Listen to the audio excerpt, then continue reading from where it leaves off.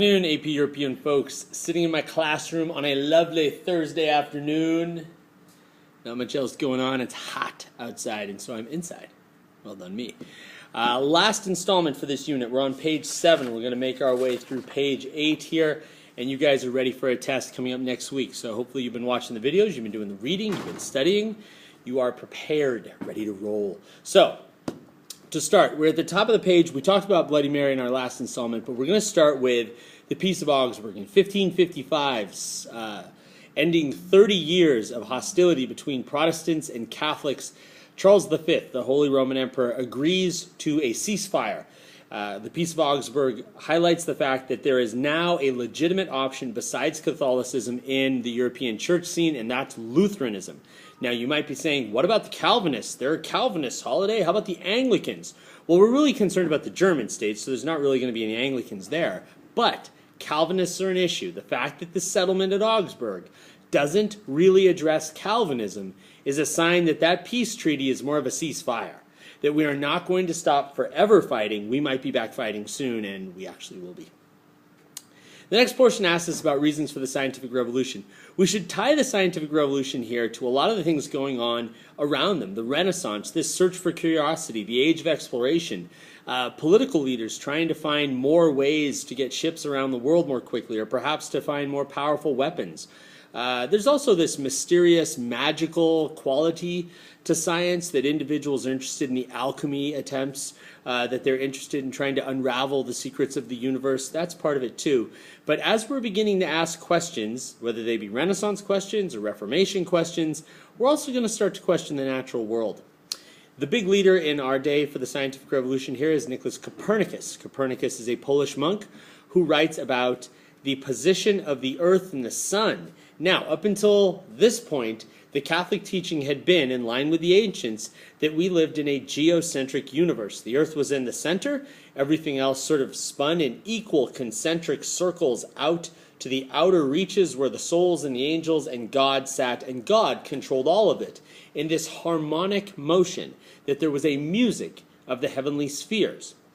What Copernicus is going to propose is that that's not exactly correct, that the earth isn't in the center of the universe, it's the sun, and the earth is one of the rotating bodies. Now, that is a correct statement, but what Copernicus holds on to is a largely church-held belief that the orbits are circles, which we will disprove later on, that the orbits are uniform. In other words, the planets move at the same speed all the time, because if God is controlling them and sort of conducting as the master of the universe this symphony of the spheres, he's going to conduct them at the same speed.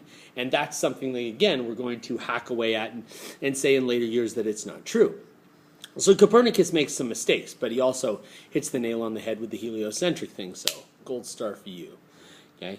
Contributions made by the following to the resurgence of the Catholic faith.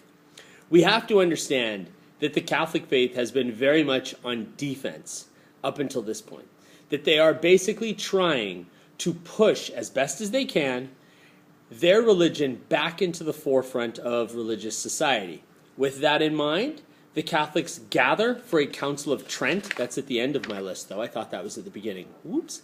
Okay.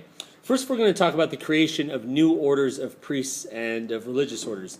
The Capuchins and the Jesuits are both religious orders created shortly after the Reformation begins to try and restore Catholic prominence. The Jesuits in particular are noted for their dedication to education. They're founded by Ignatius Loyola, a particularly strong-willed former mercenary who forms a group of priests who go out to do the hard jobs, the missionary work abroad, the opening of schools.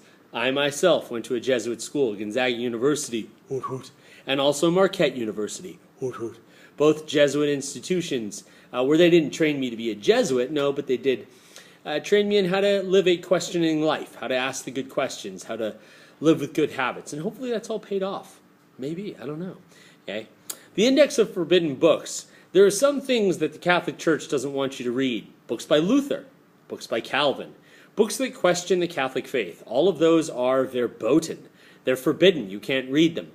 This is an attempt by the Catholic Church to assure that its followers are reading the right kind of books, as printing becomes more popular, as literacy becomes therefore more of an aspect, and as the Protestants push more reading, books are going to be a bigger and bigger part of casual or normal society.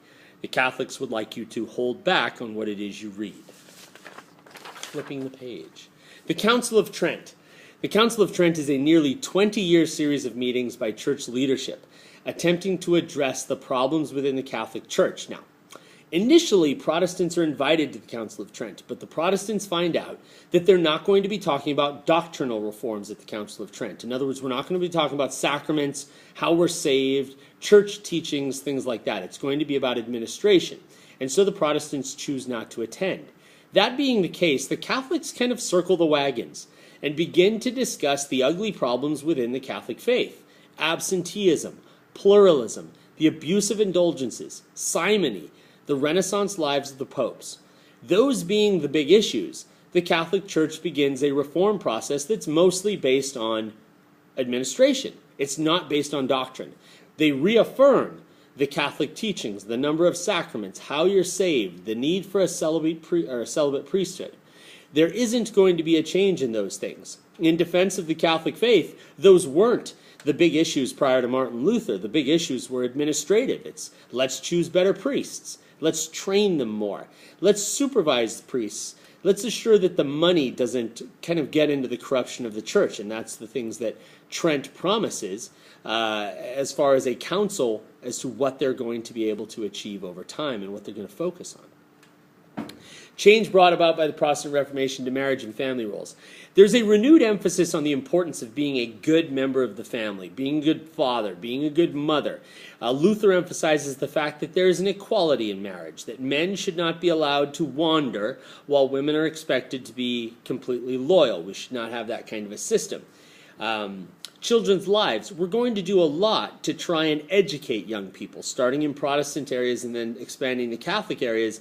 They're going to create schools. Now, these schools aren't secular, of course. They're religious schools, founded near churches in order to try and educate the kids in the teachings of the Bible, whichever version you particularly choose, and the teachings of your particular faith. The goal of those schools is to try and raise a population that's religiously dedicated to your ideals, which makes sense. It's your school, your church, your region. Sense of time. There's a lot of discussion in the Reformation about how people's sense of time might have been warped.